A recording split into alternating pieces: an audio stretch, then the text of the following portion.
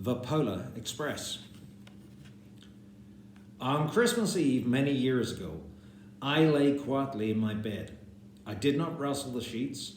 I breathed slowly and silently. I listened for a sound a friend had told me I'd never hear, the ringing bells of Santa's sleigh.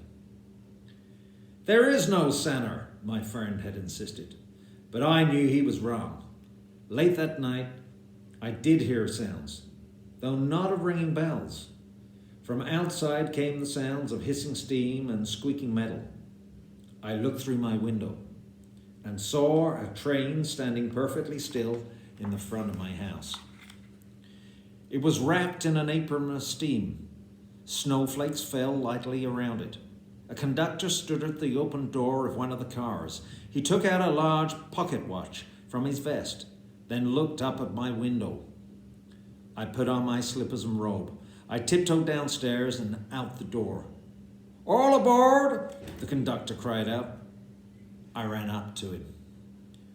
"Well," he said, "are you coming?" "Where?" I asked. "Why, to the North Pole, of course. This is the Polar Express." I took his outstretched hand and he pulled me aboard. The train was filled with other children, all in their pajamas and nightgowns. We sang Christmas carols and ate candies with nougat centers as white as snow. We drank hot cocoa as thick and rich as melted chocolate bars. Outside, the lights of towns and villages flickered in the distance as the Polar Express raced northward. Soon, there were no more lights to be seen. We traveled through dark, cold forests, where lean wolves roamed and white-tailed rabbits hid from our train as it thundered through the quiet wilderness. We climbed mountains, so high it seemed as if we would scrape the moon, but the Polar Express never slowed down.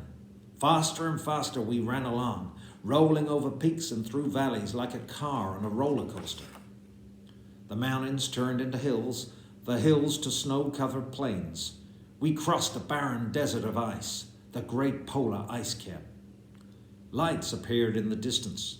They looked like the lights of a strange ocean liner sailing on a frozen sea.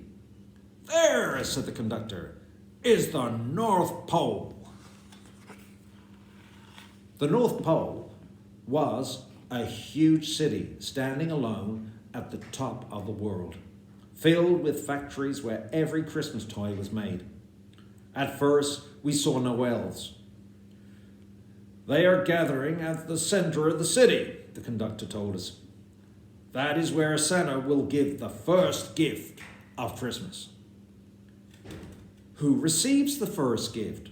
we all asked. The conductor answered, "He will choose one of you." "Look!" shouted one of the children. "The elves!" Outside, we saw hundreds of elves. As our train drew closer to the center of the North Pole, we slowed to a crawl. So crowded were the streets with Santa's helpers. When the Polar Express could go no further, we stopped, and the conductor led us outside. We passed through the crowd to the edge of a large open circle. In front of us stood Santa's sleigh. The reindeer were excited. They pranced and paced, ringing the silver sleigh bells that hung from their harnesses. It was a magical sound, like nothing I'd ever heard.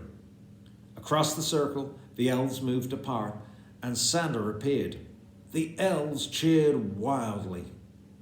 He marched over to us and, pointing to me, said, "Let's have this fellow here." He jumped into his sleigh. The conductor handed me up. I sat on Santa's knee, and he asked, "Now, what would you like for Christmas?" I knew that I could have any gift I could imagine, but the thing I wanted most for Christmas was not inside Santa's giant bag. What I wanted more than anything was one silver bell from Santa's sleigh. When I asked, Santa smiled. Then he gave me a hug and told an elf to cut a bell from a reindeer's harness. The elf tossed it up to Santa. He stood holding the bell high above him and called out, "The first gift of Christmas!" A clock struck midnight as the elves roared their approval. Santa handed me the bell and I put it in my bathrobe pocket. The conductor helped me down from the sleigh. Santa shouted out the reindeers' names and cracked his whip. His team charged forward and climbed into the air. Santa circled once above us, then disappeared in the cold, dark polar air. As soon as we were back inside the Polar Express, the other children asked to see the bell. I reached inside my pocket, but the only thing I felt was a hole. I had lost the silver bell from Santa's sleigh. "Let's hurry outside and look for it," one of the children said. But the train gave a sudden lurch and we started moving. We were on our way home. It broke my heart to lose the bell. When the train reached my house, I sadly left the other children. I stood at my doorway and waved goodbye. The conductor said something from the moving train, but I couldn't hear. "What?" I yelled out. He cupped his hands around his mouth. "Merry Christmas!" he shouted. The Polar Express let out a loud blast from its whistle and sped away. On Christmas morning, my little sister Sarah and I opened our presents. When it looked as if everything had been unwrapped, Sarah found one last small box behind the tree. It had my name on it. Inside was the silver bell. There was a note. "Found this on the seat of my sleigh. Fix that hole in your pocket. Signed, Mr. C." I shook the bell. It made the most beautiful sound my sister and I had ever heard. But my mother said, "Oh, that's too bad." "Yes," said my father, "it's broken." When I'd shaken the bell, my parents had not heard a sound. At one time, most of my friends could hear the bell, but as the years passed, it fell silent for all of them. Even Sarah found one Christmas that she could no longer hear its sweet sound. Though I've grown old, the bell still rings for me as it does for all who truly believe. Happy Christmas.